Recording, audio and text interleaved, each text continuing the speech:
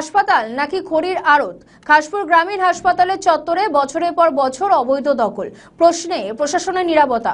বালুরঘাটের খাসপুর গ্রামীণ হাসপাতালের চিত্র দেখে রীতিমতন চমকে উঠছেন সাধারণ মানুষ। হাসপাতালের মূল চত্বরে কাটা ঝুলিয়ে দীর্ঘদিন ধরে রমরমিয়ে চলছে খড়ি ও কাঠের ব্যবসা। পাহাড় প্রমাণ গাছের ডাল ও গুড়িতে কার্যত দখল হয়ে গিয়েছে সরকারি জমি। অথচ এই অবৈধ দখল চোখে পড়ল ব্লক স্বাস্থ্য দফতর থেকে জেলা স্বাস্থ্য দফতর। কোনো স্তরেই দেখা যায়নি কার্যকর উদ্যোগ। এই গ্রামীণ হাসপাতালের উপর নির্ভরশীল আশেপাশে প্রায় 20 থেকে 25টি গ্রামের মানুষ।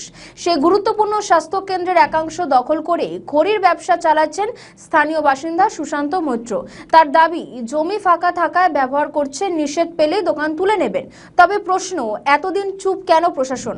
দ্রুত হস্তক্ষেপের দাবি করেছেন গ্রামবাসীরা। আমার কাছে নজরে এসছে, থ্যাঙ্কস টু মিডিয়া, যে ওনাদের সোর্সে আমার কাছে নজরে এসছে। আপনারা যদি ভৌগোলিক অবস্থানটা একটু দেখেন, যে আমাদের খাসপুর হাসপাতালের মাঝখান থেকে রাস্তা গেছে, রাস্তার উত্তর দিকে যেটা আছে সেটা আমাদের পুরো হসপিটাল বিল্ডিং, যেটা অ্যাক্টিভ, যেটা পার্টটা ইউজ করা হয়। আর দক্ষিণ দিকে যে জায়গাটা আছে সেখানে একটা নিউলি একটা বিল্ডিং কনস্ট্রাকশন হচ্ছে, যাতে ব্লক প্রাইমারি হেলথ ইউনিট। তার এক পেছনে একটা জায়গায় একটা লোক কিছু খড়ি রেখে তারা ওখান থেকে কিছু বিয়ের ব্যবসা করছে। আমি নিজে আজকে পার্সোনালি ওখানে আজকে গিয়েছিলাম, গিয়ে আমি দেখেছি, ওনাকে আমি ক্লিয়ার কাট একটা ইনস্ট্রাকশন দিয়েছি, ইমিডিয়েটলি এটা বন্ধ করতে হবে।